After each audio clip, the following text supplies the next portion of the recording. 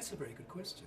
A social futurist is somebody who, like Alvin Toffler way back in the 1970s, is looking not so much at the technology alone of the future, but human response to technology, how we adopt it, how we adapt to it, because it's the interplay between the technology and human emotion, human ethics, human culture that actually decides the future in many ways.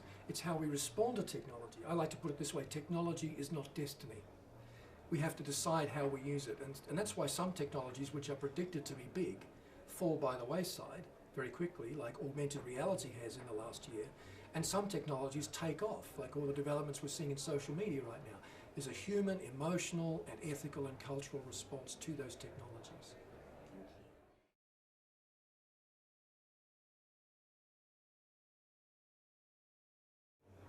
That's probably a 3-hour question, but let me try and give you a short answer to that. I think what it's done, among other things, and this might surprise you that I'll give this answer, it's made us think more about the people on the other end of the technology. It certainly makes us think in the corporate sense about how we use digital, where are we in the digital space, but it's also made us think about the people, how they engage with it on the other end, because sometimes we're sending out a message that's the wrong message for that particular medium, or we're delivering a service the wrong way because we don't understand the medium. A bit like a painter has to understand his palette to be able to create a landscape. So I think one of the big things that has happened in the last, I'd say, 2 years, is that companies have started to think a lot more about the individual on the receiving end. I call it iSolution finding. iSolution refers to the fact that we're having ongoing conversations with customers and clients rather than pitching a product at them as we used to do in the old days of marketing. Now we're having conversations. We're allowing people to get into our strategic process, to become part of the product design, development of the service. I think that's a big shift.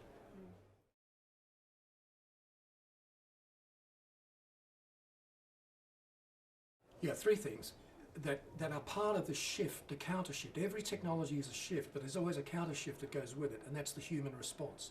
And it's the interplay between shift and counter shift that produce the new status quo.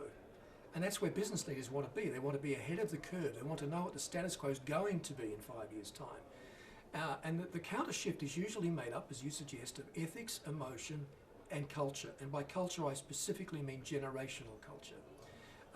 So with the technologies we're seeing coming through now, for example, there are big ethical questions about privacy and security. And it's often the younger generations, the millennials, 20 to 34, and the Gen Edges, 19 and under, who are asking the ethical questions.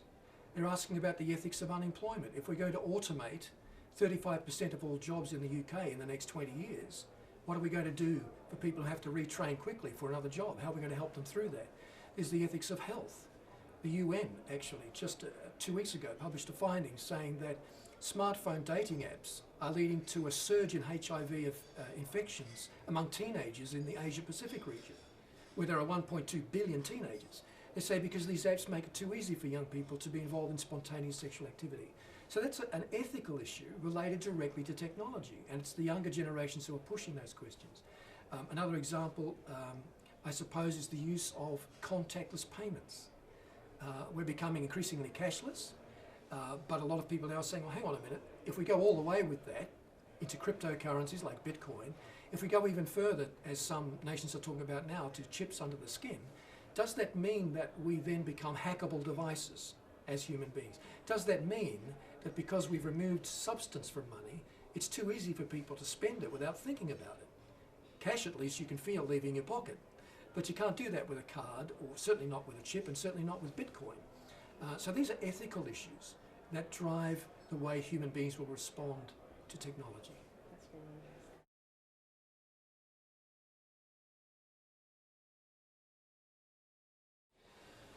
Well, I think some of the big things that are on the horizon, virtual reality, of course, is set, I think, to become quite a big thing. We've got Oculus Rift just appearing now, Google Cardboard, the sort of low end of the market. Google Cardboard you can buy for £10, and the Oculus Rift costs about 500. So I think I know which one's going to sell bigger.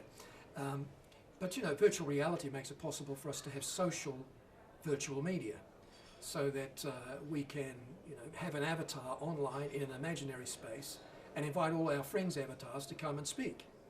And it's all speech driven, and we control navigation with head movements. So that's one, virtual reality, especially as it's applied to social media. There are other aspects of social media too, using social media within a company to talk between employees and to talk to customers. And there are more and more companies in the United States that are doing that now with things like Twitter, and were doing it a year ago. Only 12% of them say they're doing it well, but they're trying, because email's become clunky, it's become overbearing, it's wasted a lot of time. So we're trying to find faster ways to communicate. These are just two examples. I could give you probably 100 of technologies that companies need to get involved with now if they're going to future-proof their business. A bit like Skype. I know companies are Skyping each other within the business just to talk. And Skype, of course, now is just about to start allowing conference calls, so you can have more than 4 people involved at once. And I think the next iteration of that is holographic Skype calls, so that, for example, you can have a watch, or better still a smartphone, and have a holographic image projected above it for a conversation. I mean, it's very Star Trek. People say, well, that's sci-fi, but hey, Wi-Fi was sci-fi just a couple of years ago.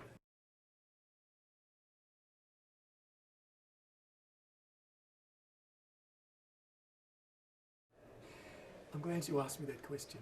Benchmarking has its place. Benchmarking saves us from reinventing the wheel, making the mistakes that someone else has already made. So there is a place for it. But too many companies, in my view, are putting benchmarking at the top of their priority list when it comes to building strategy.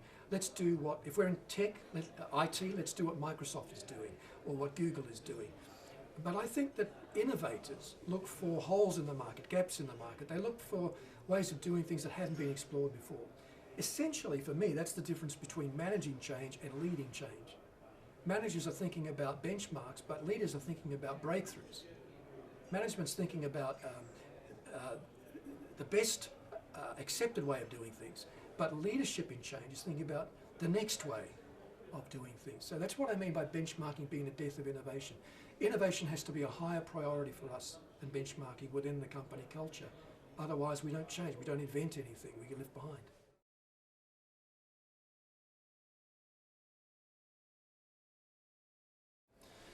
I think in this age that we live in, accessibility is a big one.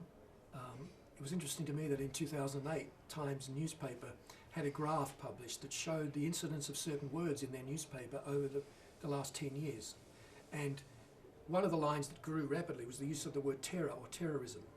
But the one that fascinated me was a line that grew about as rapidly as that, which was the word sorry, spoken by public figures.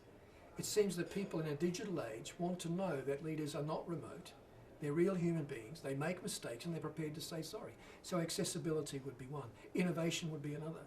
And I don't define innovation the same way I do creativity. Creativity is doing something that's fresh and makes you feel different and it has a new approach, but innovation is creativity that meets needs. An idea is just an idea until it goes on meeting needs. Then it becomes an innovation when it meets human needs. So I think innovation and accessibility are right at the top of the list for qualities for a leader in the digital age. Okay, so what do you think is going to be the biggest trend of 2016? The biggest trend of 2016, well, that'll be a toss-up between several things, between virtual reality, between robotics. Let's not forget that 12 years ago, Sony couldn't get a robot to walk. Now they've got a whole wing of their research faculty in Japan devoted to what they call robot anthropology, the study of how robots will interact with you and I at every level of life. Let's not forget that we've got drones now being built to rescue soldiers on the battlefield. Let's not forget we've got nanobots being built to inject into the bloodstream to identify and take out dangerous germs and dangerous conditions. So robotics is a big one. Virtual reality is a big one. I think new aspects of social media will be a big one. Virtual social media, I think I mentioned before, being able to go into a space and interface with the avatars of your friends. By the way, avatarism on its own is going to be a big thing. You might end up having one avatar, that is one digital representation in the digital space for all of your interactions. At the moment we have 5 or 6. We have one for Twitter, one for Instagram, one for Facebook, blah, blah, blah. We may end up having one avatar, one definition, and it will usually be a visual avatar because we'll be in a virtual space, for all of your interactions online, just one. Like the real you becomes the digital you. And that raises questions too about ethics and humanity, but it can be a useful tool. Would you be comfortable with that? I would take time to get comfortable with that. I think what's likely to happen first is we'll have different avatars for different genres of our online experience. So, for example, we might have one avatar for our business life. We might have another avatar for our social life, another avatar for our entertainment experience. We're more likely to do that than have one for everything straight off. I think there are concerns about the ethics of it, yes. There are concerns about whether it devalues this. Even today, some of the biggest apps in the world are the dating apps because they allow us to turn cyber into real. All right, I'm part of a cyber tribe here, but I'm leveraging that to get a real relationship. And so people are looking still for the eyeball time. They're looking for face-to-face. And technology, I think, should serve that.